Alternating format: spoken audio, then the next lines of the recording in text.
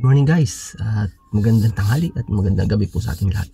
So yun, pakinggan po natin ang ating butihing Senador Chis Escudero sa kanyang pahayag tungkol dito sa ICC.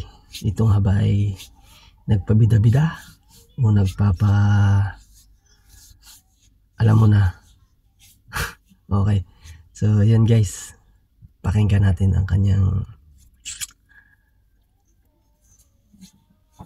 pahayag sa ICC.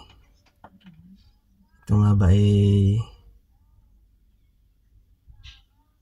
tinapat niya o nagpabida-bida lang siya? Nagbibida-bida. Okay, so ito guys, pakinggan natin. O nanggagaling lamang sa isa o dalawang tao, hindi naman talaga tagapagsalita ng ICC. Event mo na... Hindi, problema ko kung ang hirap mag-react nang wala ako nakikitang dokumento mula sa ICC at hindi ICC mismo ang nagsasalita. At kung pagbabasihan mo, ang napanood ko lamang yata ay si Secretary Remulla. Sabi niya may nakita raw siyang dokumento na parang gusto siyang interviewin. Tama ba? Yun ang narinig ko. Pero hindi ko naman nakikita pa yung papel. At kung gusto man siyang interviewin, hindi ko alam kung napadala na siya ng notisya na gusto siyang imbitahin. Papangunahan ko na.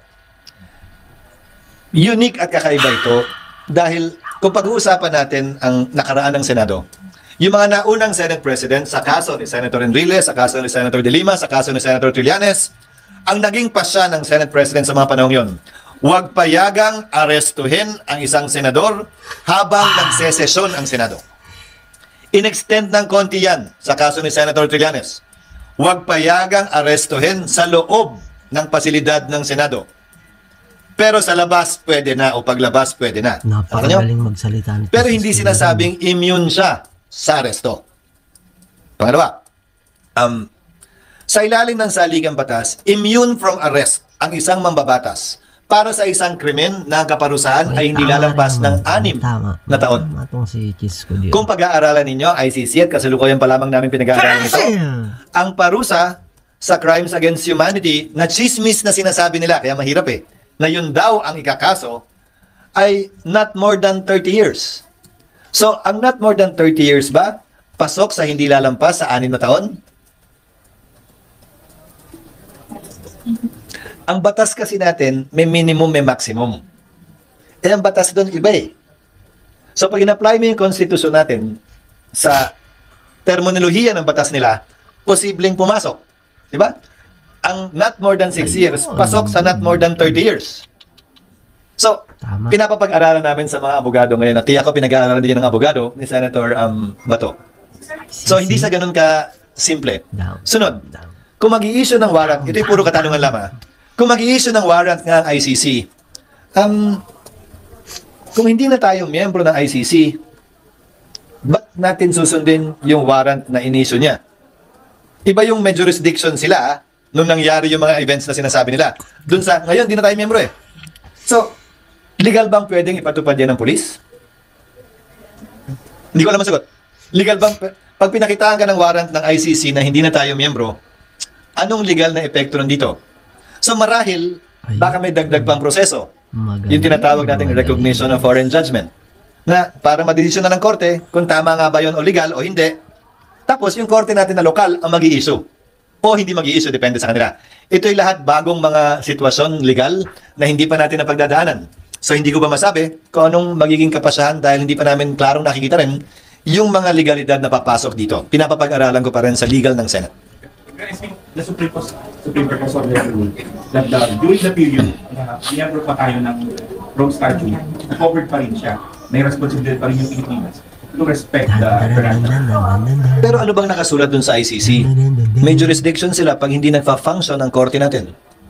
Nakahanda ka ba? Nakahanda ba ako aminin na hindi nagfa-function ang justice system sa ating bansa? Na kinakailangan silang manghimasok at makialam dito? I'm sorry?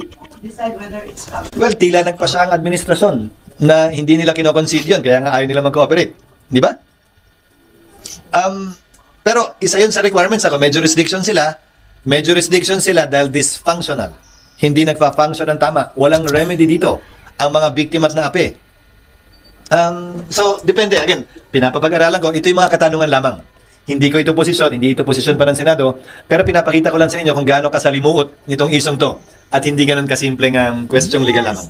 Bakit sa point ng gano'n ng arrest order? Ano yung magiging responsibility ng Senate leadership kay Senator Bato? Kapag siya nagla siya, papayagan na mag-figure sa Senate to avoid that. Well, nangyari na yan dati. Di ba? Nagigit isang buwan yata dito. Mas naalala niyo siguro, si Senator Trillanes.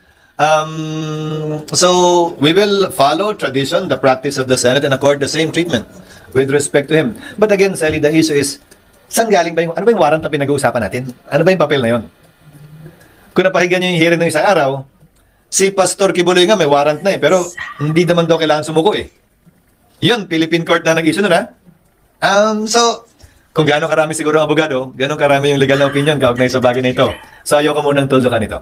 Sorry, sir. We don't follow tradition, meaning poprotektahan po lang, sir. Meaning, when in session, yun ang susundan ko, when in session, we will not allow any arrest while inside the Senate. We will not allow it to because it will remove or perhaps diminish, that was the reason they gave before. It will diminish the integrity and the prestige of the institution if that is allowed. So, naaral na ng Senate possibility. Apo. Opo, at ito mga binanggit ko sa inyo, mga tanong na pinukul ko rin sa kanila na hindi nila masagot.